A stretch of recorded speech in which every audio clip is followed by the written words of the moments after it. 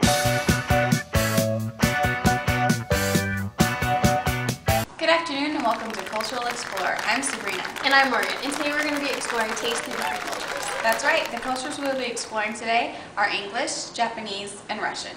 Today we're lucky to have interviewed 3 Florida professors. The first professor we interviewed was Nicola Foote. Now let's take a look. I'm Dr. Nicola Foote. I'm Assistant Professor of Latin American History here at FGCU. I'm originally from England and lived in the UK until about 3 years ago when I moved to Florida.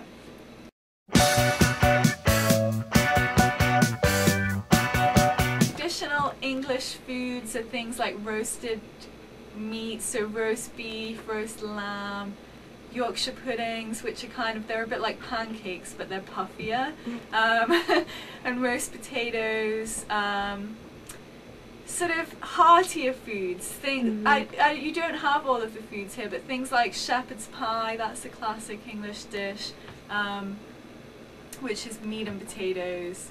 Tried to amend my carnivorous habits. It's actually quite an interesting one for English food because I think there's been a real shift over the last maybe 3 or 4 decades. Traditional English food is very bland, not much seasoning, but with the arrival of a lot of Indian immigrants, English people have really got a taste for curry, especially, and now that people say chicken tikka masala is the national dish. Lady nearly 70 days, losing weight without speed, eating sunflower seeds. Well, I think the big thing would be Sunday lunch that I've noticed people don't do here.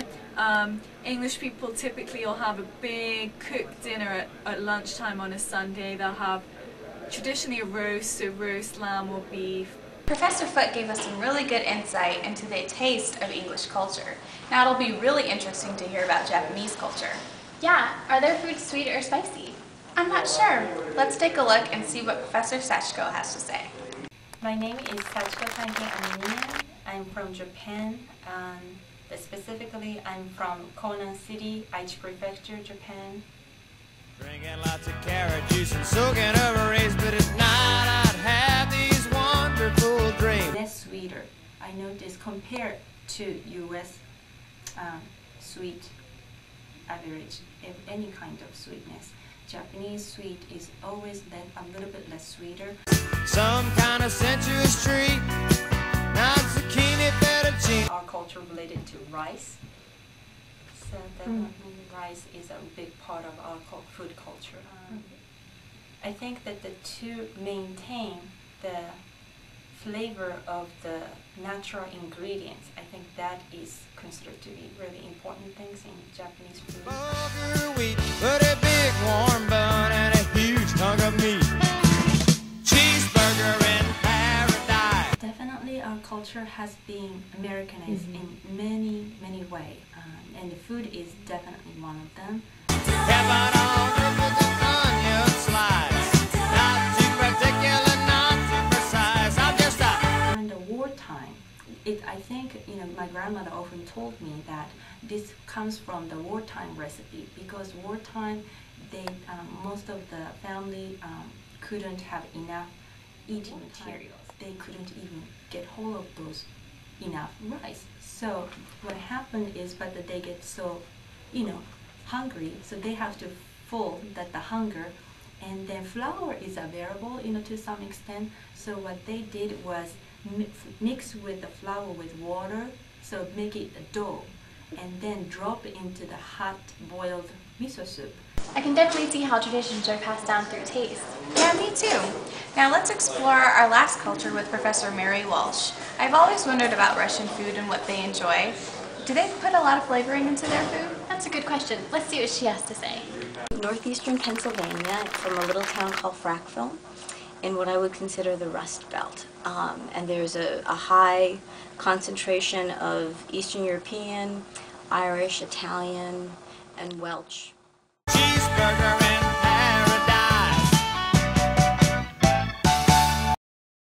My culture's food preference would definitely be butter, onions, and dough. So like pierogies, halushki were all things that are based in like heavy doughs, sauteed butter and onions. Cabbage is used a lot in the cooking, and so it was a lot of peasant food. So type of taste, I would say a little bland, but like lots of butter and onions. So my mom always would say what, tomato sauce and garlic is to Italian cooking butter and onions is usually just everything's covered in butter and onions. Heard about the old time sailor men. They'd eat the same thing again and again.